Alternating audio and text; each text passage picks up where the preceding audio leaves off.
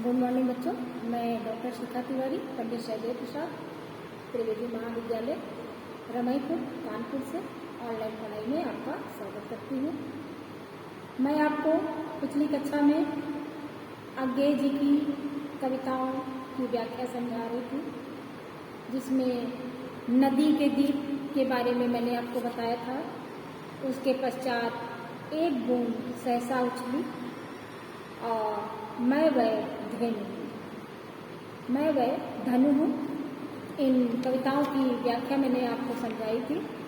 इसी क्रम को आगे बढ़ाते हुए मैं उनकी कविता, जो अगली कविता है, जो कहा नहीं गया, की व्याख्या समझाऊंगी और सवेरे सवेरे तुम्हारा नाम कविता की भी व्याख्या बताऊंगी। तो बच्चों देखते हैं, जो कहा नहीं गया कविता। है अभी कुछ और है जो कहा नहीं गया, उठी एक किरण ढाई क्षितिज को नाप गई। सुख की स्मृति कसक भरी, निर्धन की नैन कोरों में कांप गई। बच्चे ने किलक भरी, माँ की वह नस नस में व्याप गई। अधूरी हो पर सहज थी अनुभूति, मेरे लाज मुझे साज बन ढांप गई।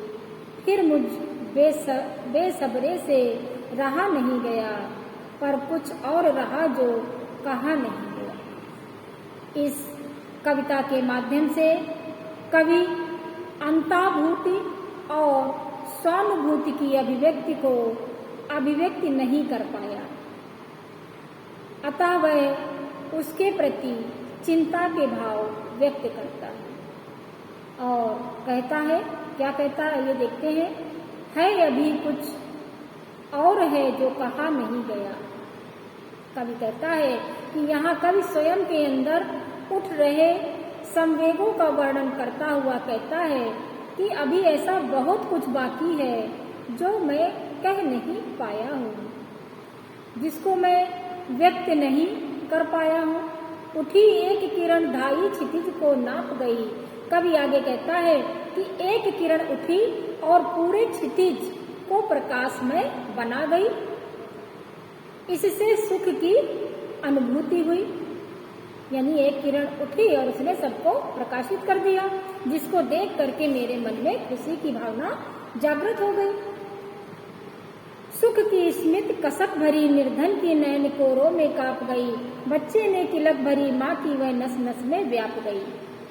कवि कहता है, उस क्षण भर के प्रकाश की सुखानुभूति का एहसास निर्धनों के नेत्रों में भरे सुखानुभूति के आंसुओं से हो रहा है। अर्थात निर्धनों की सुखानुभूति में एक पीड़ा है, एक दर्द है। आगे कवि कहता है कि एक दूध मुहे बच्चे ने किलकारी मारी, वह किलकारी उसकी माँ की नस नस में व्याप्त हो गई, फैल गई। अर्थात एक माँ अपने बच्चे की किलकारी को सुनकर प्रफुल्लित हो गई। सुख की स्मित कसक भरी, निर्धन की नैन कोरों में कांप गई। बच्चे ने किलक भरी, माँ की वह नस नस में व्याप गई। अधूरी हो पर सहज थी अनुभूति, मेरी लाज मुझे ढांप गई। उस माँ की वह खुशी अधूरी थी परंतु सहज थी। माँ का मातृत्व कवि की अंतः भावना को झकझोर देता है और फिर वह स्थिति में छटपटाकर अपनी अभिव्यक्ति करने लगता है। कवि फिर आगे कहता है कि फिर मुझ बेसब्रे से रहा नहीं गया, पर कुछ और रहा जो कहा नहीं गया। कवि कहता है कि इतना सब वर्णन के पश्चात भी कुछ शेष रह गया है जो वह कह नहीं पाया है। और कवि पंक्तियों में निर्धन वर्ग की आशा व क्षण भर के सुख की अनुभूति का वर्णन करता है, जो एक किरण से जो उसने पूरे क्षितिज को प्रकाशित कर दिया। उस प्रकाश में जिन जिन बिंदुओं पर प्रकाश पड़ा, वो प्रकाश मेरे सामने आ गए। उनमें से मैं कुछ को वर्णित कर पाया और कुछ को अभिव्यक्त नहीं कर पाया। यही भाव लिए वे जो कहा नहीं कविता को अज्ञेय जी ने समझाया है। आगे देखिए इनकी कविता को। निर्विकार मरुतरु को सींचा है, तो क्या नदी नाले ताल कुएं से पानी उलीचा है। तो क्या उड़ा हूँ दौड़ा हूँ तेरा हूँ पारंगत हूँ। इस अहंकार के मारे अंधकार में सागर के किनारे ठिठक गया नत हूँ। उस विशाल में मुझसे बहा नहीं गया, इसलिए जो और रहा वह कहा नहीं गया। फिर आगे कवि कहता है कि मनुष्य को प्राप्त होने वाली छोटी छोटी उपलब्धियों में स्वयं को ज्ञानी समझकर अहंकार करने लगता है, परंतु संसार में ऐसा कुछ भी नहीं है। इसका वर्णन करते हुए अज्ञेय जी कहते हैं कि निर्विकार मरुतरु को सींचा है, तो क्या नदी नाले ताल कुएं से पानी उलीचा है। कवि इन पंक्तियों में व्यक्ति के कौशल बल द्वारा प्राप्त की गई उपलब्धियों का वर्णन करते हुए कहता है कि मनुष्य ने अपनी क्षमता और बल से रेगिस्तान पर भी पानी पहुंचाया है तथा वहां वृक्षों को उगाया है।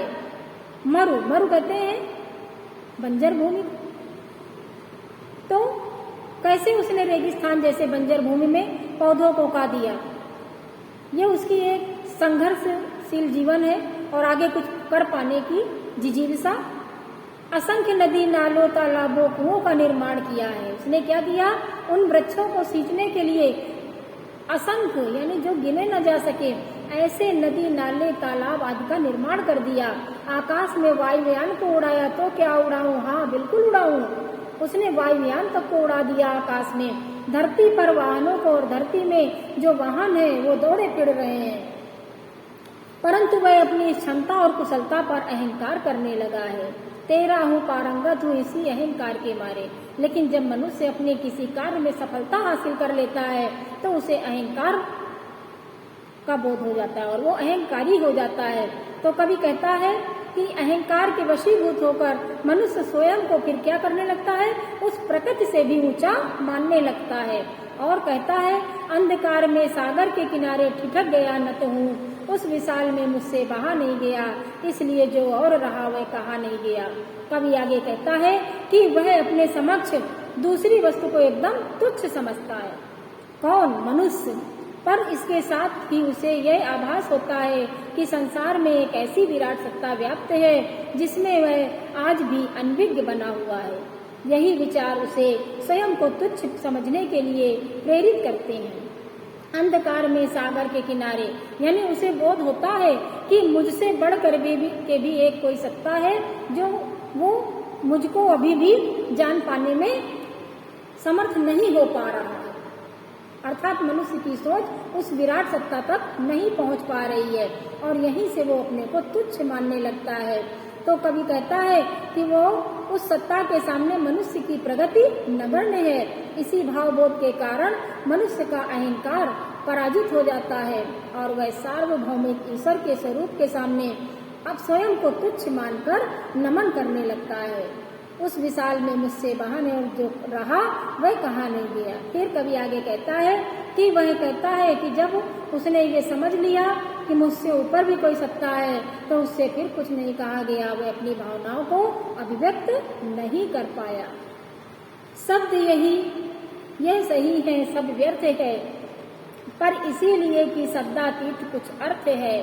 शायद केवल इतना ही जो दर्द है वह बड़ा है, मुझसे ही सहा नहीं गया, तभी तो अभी और रहा वह कहा नहीं गया।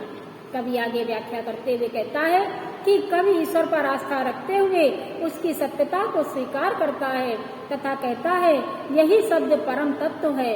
अक्षर क्या है, शब्द क्या है, ये सब ब्रह्म है, ज्ञानी है, शेष बाकी सब कुछ व्यर्थ है। इसी का से लेकर के ज्ञान तक में सारा ज्ञान निहित है, इसलिए अक्षर को ब्रह्म माना गया है।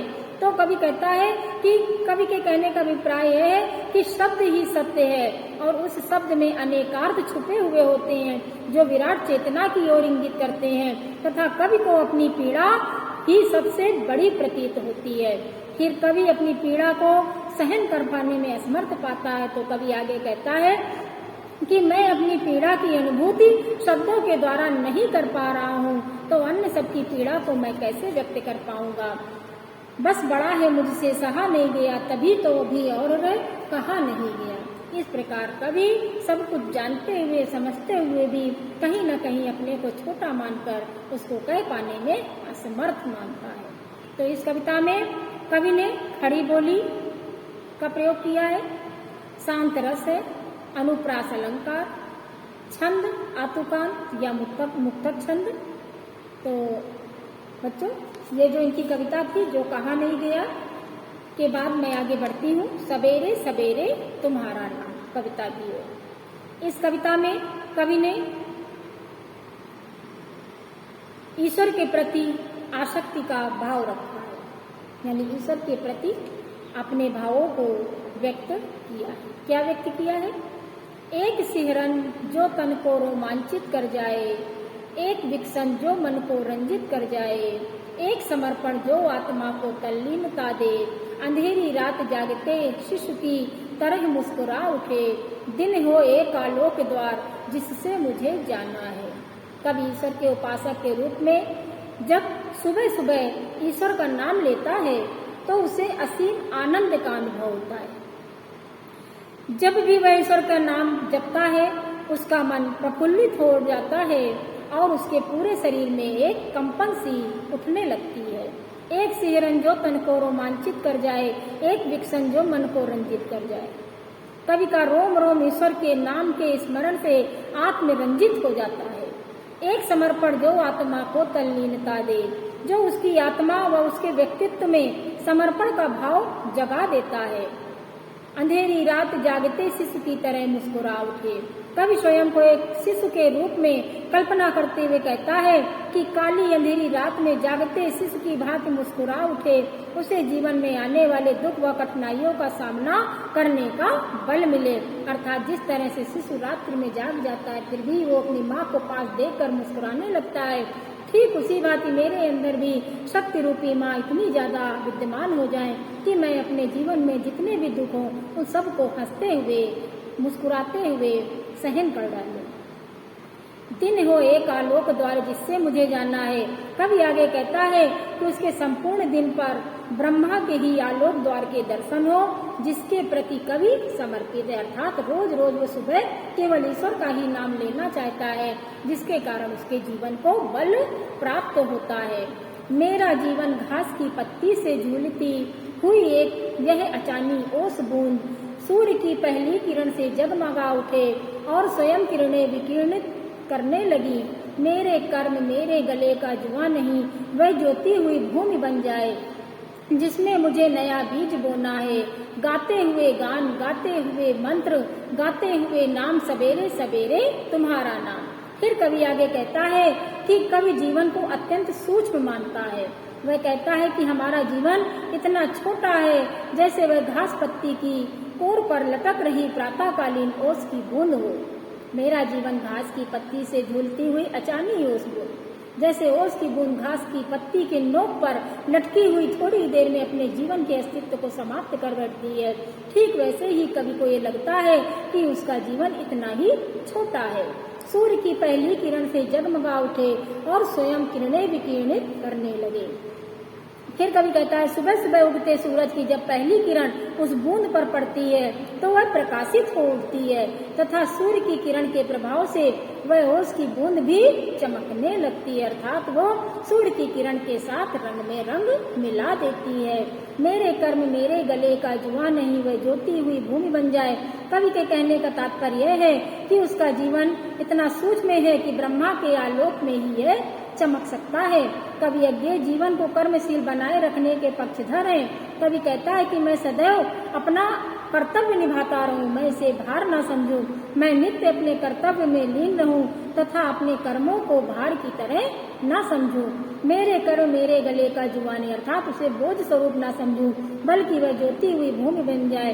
अर्थात मेरे किए गए कार्यों से सबका भला हो जिसमें मुझे नया बीज बोना है। गाते हुए मंत्र, गाते हुए नाम, सवेरे सवेरे तुम्हारा नाम। कवि कहता है मैं अपने कर्म क्षेत्र को इतना अधिक पल्लवित कर लूं जिसमें मैं नए कर्मों का सृजन कर सकूं और वह भी तुम्हारे नाम का गान करते हुए, तुम्हारे मंत्र का जाप करते हुए ब्रह्मा नाम को मैं सदा स्मरण करता रहूं। अर्थात कवि ईश्वर के नाम के माध्यम से अपने जो ये तुच्छ जीवन मिला है उस जीवन को सफल बनाने के लिए वो ऐसे कर्म करना चाहता है जिससे उसका नाम सदैव लिया जा सके। तो ये थी बच्चों कविता सवेरे सवेरे तुम्हारा नाम, जिसमें भक्ति रस, शांत रस, अनुप्रास अलंकार, खड़ी बोली और मुक्तक छंद का प्रयोग किया गया है। इसके साथ ही इसमें प्रसाद गुण भी है, क्योंकि अर्थ का बोध बड़ी ही सरलता से व्याप्त होता है। बच्चों, आज के लिए बस इतना ही। नेक्स्ट वीडियो में नेक्स्ट कवि की व्याख्या के साथ मैं पुनः मिलूंगी। धन्यवाद।